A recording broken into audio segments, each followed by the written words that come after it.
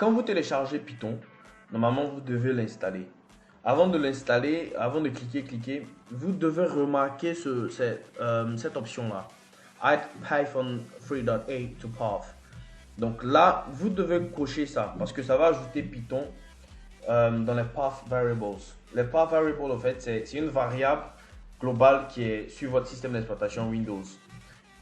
Quand vous allez taper par exemple le keyword Python, il va partir rechercher dans les path variables Python et il va trouver où Python est installé. Quand il va trouver, il va pouvoir exécuter le fichier ou bien le code que vous voulez exécuter. C'est pourquoi vous avez souvent des erreurs quand vous partez de l'invite de commande. CMD, je me trompe toujours. Quand vous tapez ici Python et vous exécutez, c'est pourquoi vous avez souvent des erreurs parce que c'est pas installé au fait. C'est pas installé dans les path variables, donc il ne reconnaît pas cette commande. Vous devez partir dans le fichier, dans le dossier où Python est installé, etc. avant d'exécuter. Pourtant, nous ne voulons pas faire ça. Donc, n'oubliez pas, si vous n'avez pas fait ça, vous pouvez réinstaller, ça ne va rien faire à votre système. Vous avez déjà l'installeur qui est là, vous désinstallez juste et vous réinstallez, c'est tout. La deuxième chose, c'est comment exécuter les programmes Python. La première manière que nous avons vue, c'est ça. Ok, vous lancez l'interprète Python, l'interpréteur Python et vous rentrez des codes ici directement. Sauf que ça, ici, c'est pas fait pour coder un programme en tant que tel. Ici, c'est juste pour des tests. C'est-à-dire, on veut tester quelque chose rapidement, on veut voir quelque chose rapidement. Voilà, on applique ça ici. Par exemple, si je fais import OS, je veux voir si OS fonctionne vraiment, si OS existe vraiment dans mes librairies Python. Donc, je teste ici import OS, ça fonctionne bien. Si je fais par exemple import Google Maps, ça n'existe pas. Ils vont me dire non, il y a une erreur. No module named Google Maps. Donc là, on a un problème. C'est juste, ici, c'est juste pour exécuter les codes rapidement. Quand vous voulez faire un programme Python, vous partez dans le dossier où vous voulez faire le programme d'abord. Excusez-moi.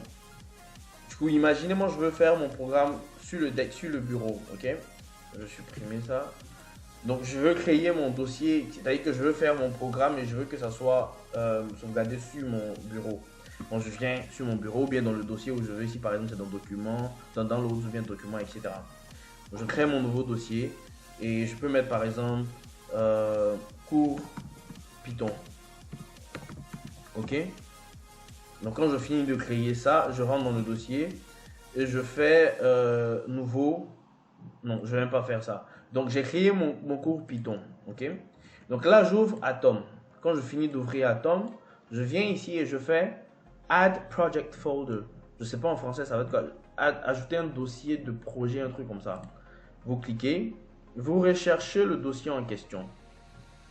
Donc, vous venez là, c'est sur mon desktop. Voici ça, cours Python. Vous sélectionnez. Et là, vous voyez que ça a ajouté à votre interface Atom. Imaginons que ça n'existe pas, ok? Donc là, vous avez le dossier où vous allez exécuter vos programmes. Vous faites clic droit, nouveau fichier, et par exemple index, ou bien non pas index, main.py. Ok? Main.python. Et là, maintenant, vous mettez votre code Python. Print hello world. Ok? Si vous voulez quand vous voulez exécuter, il y a deux manières d'exécuter, comme je vous ai dit. La première manière, c'est avec le terminal. Si le terminal ne fonctionne pas pour vous, ce n'est pas un problème.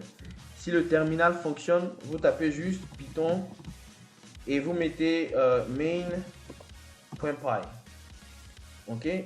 Vous n'êtes pas obligé de faire python./main.py, etc. Non. Vous pouvez taper main, M-A-I. Là, vous voyez, j'appuie la tabulation. Automatiquement, ça va remplir pour moi. C'est plus facile, c'est plus simple. Donc, quand vous voyez que je tape,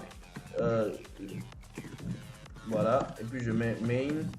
Voilà, j'exécute, ça passe rapidement. Si vous n'avez pas le terminal dans Atom, vous recherchez PowerShell. Quand vous trouvez PowerShell, on va essayer de faire une comparaison. Regardez. Windows PowerShell, Windows PowerShell, copyright, copyright. C'est la même chose, exactement la même chose, c'est pareil. La seule différence, c'est que là, quand vous ouvrez, quand vous êtes par exemple sur un fichier et vous cliquez sur le terminal, ça vous envoie directement dans le dossier du terminal. Ok? si vous ouvrez dans le dossier du fichier, quand vous ouvrez le PowerShell ici, le seul problème c'est qu'il vous ouvre directement sur, dans le dossier de votre utilisateur. Là, voici mon utilisateur. Du coup, vous devez changer de dossier. Pour changer de dossier, c'est CD. Ok? Ça veut dire Change Directory. Ok? CD. Donc CD, on va chercher le dossier où il y a ça, le cours Python, le dossier cours Python. Donc on fait CD. Je sais que pour moi c'est dans OneDrive. Après OneDrive, je sais que c'est dans Documents. Non, c'est dans Bureau. Voilà. Si vous vous êtes perdu ou bien vous voulez voir les dossiers qu'il y a. Si vous êtes perdu, d'abord vous pouvez faire dire. Ils vont vous montrer où vous êtes. Et ils vont montrer les éléments qu'il y a dans ce dossier. Ok. Vous pouvez faire aussi ls. Là, ils vont vous montrer, c'est à peu près c'est la même chose. Donc, dir ou ls. Maintenant, vous pouvez faire pwd pour voir parent working directory. Ça, c'est pour vous dire où vous êtes. Donc, là, nous savons que nous sommes sur le bureau. Sur le bureau, nous avons... je vais partir sur le bureau. Sur le bureau, nous avons cours Python. Donc, on veut rentrer dans ce dossier. Donc, on fait cd cours Python. Ok. Vous faites ls.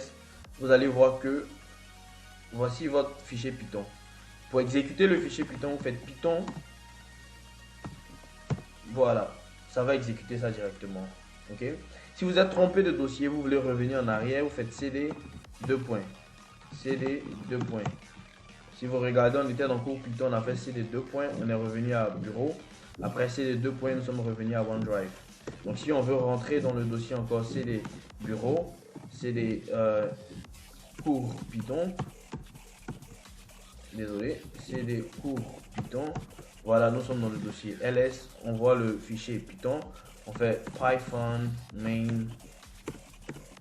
Voilà, c'est exécuté. Donc c'est un peu ça. J'espère que j'ai bien expliqué. Si vous avez des questions, n'hésitez pas.